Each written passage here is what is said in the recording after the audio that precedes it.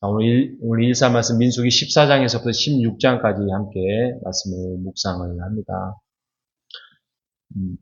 14장은 이제 가데스 바네아 정탐 보고 이후에 이제 백성들의 반응들이 나타납니다.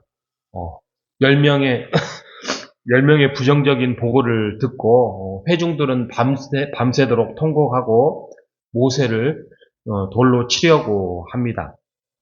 심지어는 애굽으로 돌아가자라고 하면서 그런 불순종한 모습으로 하나님께 원망을 하자 하나님께서 진노하는 모습이 나오죠.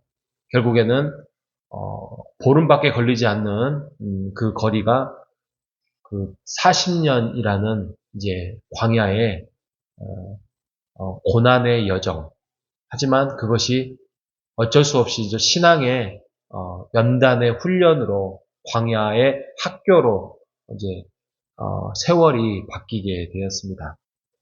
15장에 가면 여러 가지 제사와 순종에 대해서 나타나고요. 16장에 가면 이제 본격적인 불순종의 반응들이 나타납니다. 예를 들면 고라와 다단과 아비람의 반역들이 나타나지요.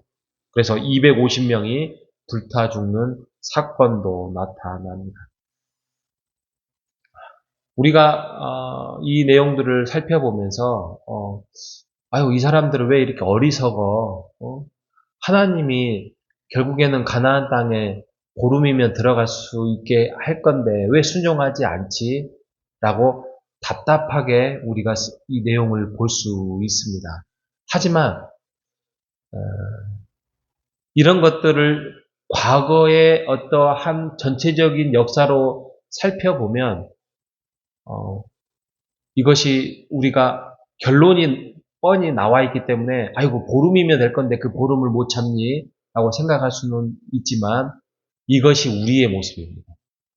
이것이 신약시대에 살았던 사람들의 모습이고 그게 오늘날 하나님보다는 내 중심으로 살아가고 내 계획을 쫓아가는 사람들의 우리의 모습으로 우리도 모르게 이 광야를 사는 또 이스라엘 백성들의 불순종의 모습이 우리의 모습으로 비춰질 수 있다는 생각을 한번 해보고 가야 될 것입니다. 여러분, 눈을 뜨자마자 오늘 첫 마디가 무엇입니까? 첫 마디가 아이고 죽겠네, 아니면 아이고 오늘도 걱정되는구나, 아이고 힘들어, 이 말입니까? 아니면 상쾌하게 아이고 오늘도 정말 하나님의 은혜 가운데서 기쁘게 살겠구나, 그런 고백입니까? 솔직히 후자로 생각을 고백하면서 일어나지는 잘 않지요. 요즘은 그러더라고요. 부정적인 말 하지 말라니까 아이고 살겠네, 그런 말 많이 하더라고요. 죽겠네, 그런 말 하지 말라고 하니까 아이고 살겠네라는 그런 말을 합니다. 비슷한 이야기죠.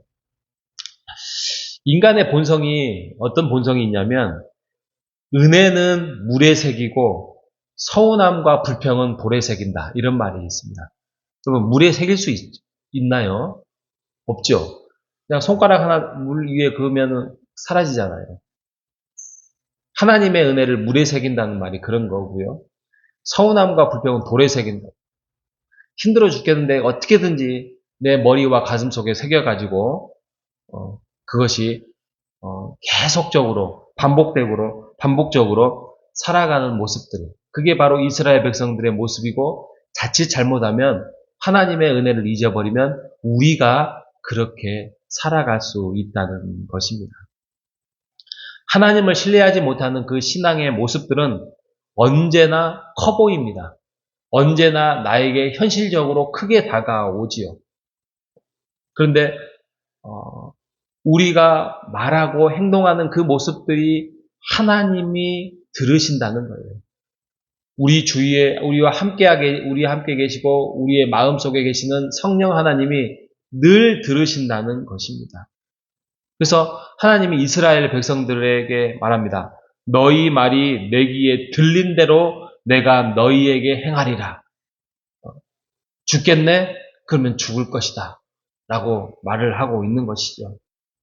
심지어는 아까 말씀드렸던 16장에 가면 고라와 그 다음에 다단과 아비람 또 그런 이런 사람들이 반역을 일으킵니다. 이 반역도 나름대로 근거가 있습니다.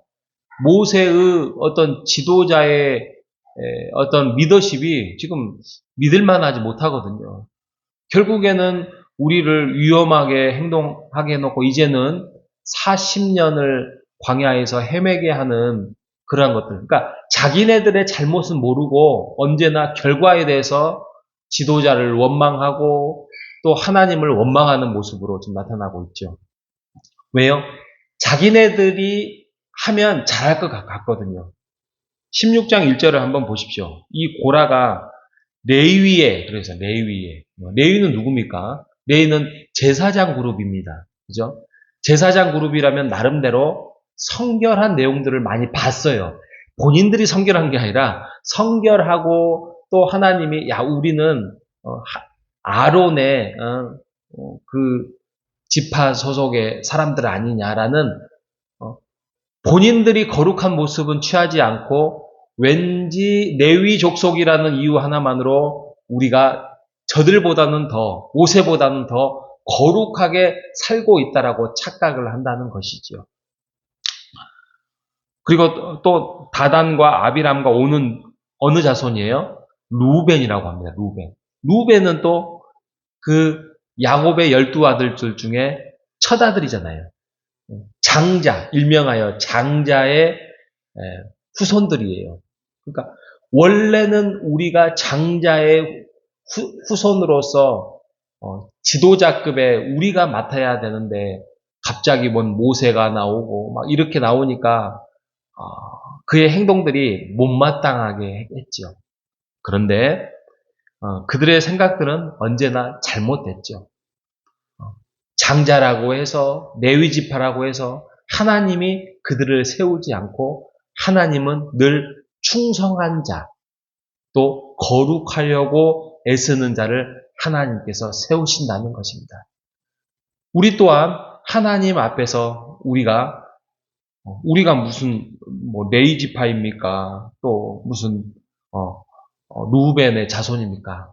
우리도 그런 사람은 아니지만 하나님께 충성한 자, 하나님 앞에 온전하게 말씀으로 기도로 다가서는 자에게 하나님께서 세우신다는 것입니다. 우리의 가정을 세우시고 우리를 세우시고 우리의 자녀들을 세우실 것입니다. 우리가 하나님의 말씀 안에서 오늘도 우리도 두 갈래 갈림길에 있어요. 하나는 불순종, 또 우리가 불순종을 해도 불순종한다고 생각을 안 하죠. 왜요? 합리적이고 가장 계획적이고 가장 내가 보기에는 가장 온전한 뜻이라고 생각하기 때문에 그래서 언제나 유혹에 넘어가지요. 하지만 언제나 근거는 하나님의 말씀입니다. 하나님의 뜻을 모르겠거든 하나님의 말씀을 통해서 하나님의 말씀을 봐도 모르겠거든 하나님께 기도하면서 하나님의 뜻을 묻고 그 뜻을 쫓아서 행하시는 우리 모두 되시기를 주님의 이름으로 축복합니다. 하나님 아버지, 오늘 이 새벽에도 주의 말씀을 쫓아서 살아갈 수 있도록 우리에게 육신적인 눈을 뜨게 하시고 또 이렇게 기도의 자리로 나오게 하신 하나님의 은혜를 감사드립니다. 광야 같은 세상 속에서 우리가 눈앞의 환경만 바라보며 이스라엘처럼 원망과 불평을 쏟아내며 살아가고 있지는 않는지 그러한 삶을 돌아보게 하여 주시옵소서. 하나님, 너희 말이 내 귀에 들린 대로 행하겠다라고 하셨사오니 오늘 하루 원망의 말보다는 그 말을 끊고 오직 믿음과 감사의 고백으로 하늘 보좌를 향해서 우리의 고백이 일어날 수 있도록 인도하여 주시옵소서. 우리와 함께 하시는 예수 그리스도의 이름으로 기도합니다.